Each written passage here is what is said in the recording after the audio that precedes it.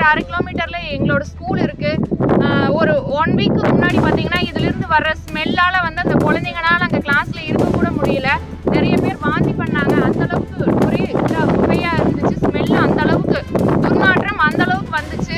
இதில் சில நேரங்களில் புகையை போட்டு விட்டுறாங்க. தீ போட்டு விடும்போது அது மாதக்கணக்கில் வருஷக்கணக்கில் வருது. அப்படியே பனி சூழ்ந்த மாதிரி அப்படியே போகிற வழியில் ஃபுல்லாக புகையாக நிற்குது. நாங்கள் அதை தான் சுவாசிச்சுட்டு போயிட்டு வந்துட்டு இருக்கோம். அப்போ எங்களோட நிலைமை கொஞ்சம் யோசிச்சு பாருங்கள். எங்கள் நுரையீரல் பாதிக்காதா? அதுவும் இல்லாமல் இங்கே வந்து ஒரு சில டைமில் வந்து மருத்துவ கழிவுகள் அந்த மாதிரி வரங்காட்டி வந்து கழுகுகள் நொறுங்காக பறக்குதுங்க. 1 2 இல்லை, 1000 கணக்கில் இருக்குங்க. வந்து நாங்கள் போகிற வழியில் திடீர்னு குபீர்னு எந்திரிச்சு போகும். எல்லாமே நாங்கள் பார்த்துட்டு தான் கடந்து வந்துட்டு இருக்கோம். இதுக்கு ஒரு தீர்வு வேணும். குப்பையை இங்கே கொட்டாதீங்க. கொட்டின குப்பையை முதல்ல அள்ளுங்க. ஏற்கனவே நிலத்தடி நீர் மாசுபடுத்தியாச்சு. அடுத்து சுற்றி இருக்கிற ஏரையும் பொல்யூட் பண்ணிட்டு இருக்கீங்க. உயிர் வாழணுமா வேணாமா? ஒரு பதில் சொல்லுங்க. நீங்களே பார்த்துட்டு இருக்கிறீங்க, பாறைக்குழியில் வந்து குப்பை கொட்டுறதுனால பூரா தண்ணி வந்து கெட்டு நிற்கிது. அத்தனையுமே போரில் பூரா இறங்குது. நாங்கள் வந்து கால்நடை நாங்கள் எல்லாம் சுவாசிக்கிற காற்றெல்லாம் பெரிய பிரச்சனையாக இருக்குது. அதனால எங்களுக்கு இதுக்கான முடிவு நல்ல தெளிவாக கிடைக்கணும். அதுக்காக நாங்கள் போராடுறோம். இனிமேல் குப்பை இங்கே வரக்கூடாது.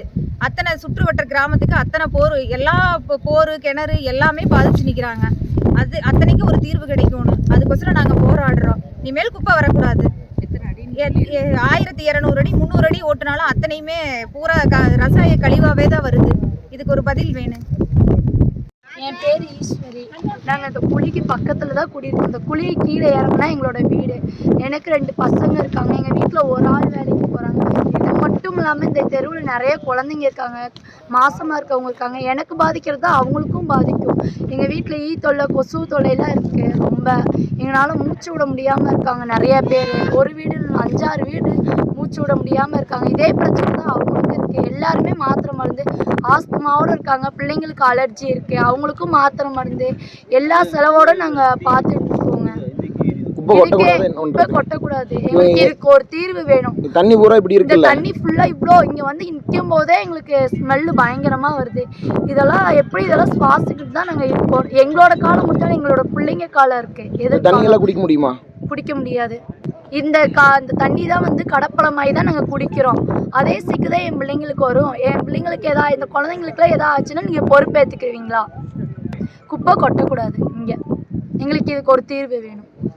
நான் நிற்கிற இடம் பார்த்தீங்கன்னா திருப்பூர் மாவட்டத்தில் முதலிபாளையம் பகுதியை சேர்ந்தது. பார்த்தீங்கன்னா இங்கே ஒரு 7-8 பாறைக்குழி இருக்குது. கிட்டத்தட்ட ஒரு 8 ஏக்கர் பரப்பளவு இருக்குது. இந்த 10 ஏக்கர் பரப்பளவில் இந்த பாறைக்குழிகள் வந்து காலாவதியான பாறைக்குழிகள். இது என்ன ஆகுதுன்னா, இப்போ வந்து பார்த்தீங்கன்னா திருப்பூர் மாநகராட்சி அன்றாடம் சேகரான 800 டன் குப்பையை தரம் பிரிக்காமல், திடக்கழிவு மேனேஜ்மெண்ட்டுங்கிறது என்னன்னே தெரியாமல் கொண்டு வந்து பாறைக்குழியில் டம்ப் பண்ணுறாங்க. பாறைக்குழியில் டம்ப் பண்ணுறது என்ன ஆகுது? இது அப்படியே வந்து இங்கே பகுதி துர்நாற்றம். அப்புறம் நாய்கள், ஏராளமான நாய்கள், ஈ தொல்லை. பக்கத்தில் எங்கேயுமே குடியிருக்க முடியல. இங்கிருந்து பார்த்தீங்கன்னா ஒரு 200 அடி தூரத்தில் வீடுகள். அங்கே பார்த்தீங்கன்னா அந்த பக்கம் பார்த்தீங்கன்னா ஒரு 200 அடி தூரத்தில் வீடுகள். அப்புறம் பார்த்தீங்கன்னா தண்ணி கெட்டு இதனுடைய என்ன ஆகுதுன்னா, அந்த மழை பெய்யும் போது அந்த குப்பையில் இருக்கிற அந்த சரத்தெல்லாம் அப்படியே இறங்கி அந்த சாரெல்லாம் இறங்கி தண்ணி கெட்டு குழிக்குள்ளே பார்த்தீங்கன்னா சும்மா கரு ஆசிட் மாதிரி நிற்குது. எப்படி மக்கள் இங்கே வாழ்றது? இப்போ பக்கத்தில் இருக்கிறவங்களாம் எப்படி உயிர் வாழ்றது சொல்லுங்க பார்க்கலாம். அவ்வளோ ஒரு அகங்கோரமான ஒரு காட்சியை நம்ம இங்கே பார்க்குறோம். இப்போ இது பார்த்தீங்கன்னா இது வந்து இன்னும் 3-4 வருஷம் போட்டுலாம் போல் இருக்கு. எப்படி இந்த பகுதி மக்கள் இந்த 5 கிலோமீட்டர் சுற்றளவுக்கு பாதிக்கக்கூடிய அளவு இருக்குது. எப்படி இந்த ஏரியாவில் நாங்கள் குடியிருக்கிறது? இது வந்து சயின்டிஃபிக்னு சொல்லிட்டு சயின்டிஃபிக் முறையில் தான் பிரித்து, அறிவியல் முறையில் பிரிக்கப்பட்ட குப்பை, தரம் வகைப்படுத்தப்பட்ட குப்பை, அந்த வகையில் தான் பிரிக்கப்பட்ட, எதுக்குமே உதவாது, எதுவுமே பண்ண முடியாதுன்ற வகையில் தான் குப்பை கொட்டுறேன்னு சொல்கிறாங்க. என்னென்ன இருக்குது பாருங்கள். இங்கே பார்த்தீங்கன்னா இது வந்து ஆக்சுவலாக இவங்க என்ன கணக்கு எழுதுறாங்க, என்ன அரசாங்கம் சொல்லுது, என்ன சுற்றுச்சூழல் அமைச்சகம் சொல்லுது, என்ன கைட்லைன்ஸ் கொடுக்குறாங்க, எந்த குப்பையுமே சேகரமான குப்பைகளெல்லாம் தரம் பிரிக்கப்படணும். மக்கும் குப்பை, மக்காத குப்பை. மக்கக்கூடிய குப்பையை யூரியாக்கணும், உரமாக்கணும். மக்காத குப்பையை வந்து மறுசுழற்சிக்கு பயன்படுத்தணும். இவங்க என்ன பண்ணியிருக்காங்க பாருங்க. இதில் என்ன பொருள் இல்லைன்னு பாருங்க. திருப்பூருடைய அன்றாட பொருள், அத்தனை பொருள், செருப்பு, சீப்பு, துணி, பிளாஸ்டிக் பேக்கு, கல்யாண மண்டப கழிவுகள், அப்புறம் பாருங்க அங்கே பாருங்க பேப்பரு, கம்பெனி கழிவுகள், கோழி கழிவுகள். இந்த லட்சணத்தில் வந்து திருப்பூர் வந்து பசுமை திருப்பூர்னு சொல்கிறாங்க. இது வந்து எப்படி பசுமை திருப்பூர்? மரம் வைக்கிறத விட அற்புதமான வேலை இன்னைக்கு என்னன்னா, இன்னைக்கு அத்தியாவசிய தேவை என்னன்னா, இந்த கழிவுகளை வந்து திடக்கழிவு மேனேஜ்மெண்ட்ல கவனம் செலுத்தணும். ஒவ்வொருத்தரும் நொய்யலாத ஏற்கனவே கெடுத்து குட்டிச்சவர் பண்ணிட்டோம்.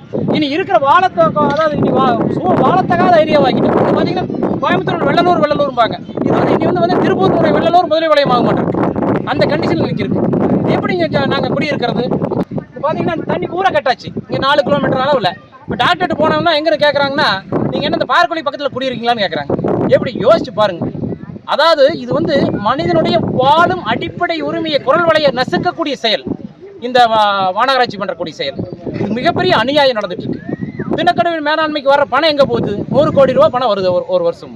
ஆனால் இங்கே ஒவ்வொரு நாள் 800 டன் குப்பையை சேகரமாகிற குப்பையை தரம் பிரிக்காமல் கொண்டு வந்து அப்படியே டம்ப் பண்ணுறாங்க. இப்போ நாங்கள் தட்டி கேட்டால் எங்களை வந்து தூக்கி கொண்டு போய் மிரட்டுறாங்க. அரெஸ்ட் பண்ணிடுவோம், ரிமாண்ட் பண்ணிடுவோம். நீங்கள் அப்புறம் போலீஸ் காவல் வேறு. குப்பை கொட்டுறது இவங்க யோக்கியதையாக இருந்தால், நியாயமாக இருந்தால், நியாயமான முறைன்னா எதுக்கு போலீஸ் 500 பேர்த்து போட்டுட்டு குப்பை கொட்டுறாங்க? இவங்க திருடங்கிறதான திருட்டு வத்தனமான வேலை தானே இது. குப்பை கொட்டுறதுக்கு எதுக்கு போலீஸ் காவல்? போலீஸ் காவலை வச்சு குப்பை கொட்டுனா நாங்கள் வந்து சாதாரண மக்கள் பொதுமக்கள் எப்படி நாங்கள் வந்து தட்டி கேட்க முடியும்? இது ஜனநாயக நாடா? இது என்ன நாடுன்னு தெரியல. ஜனநாயக குரல் வழியை நசுக்கக்கூடிய செயல் இது.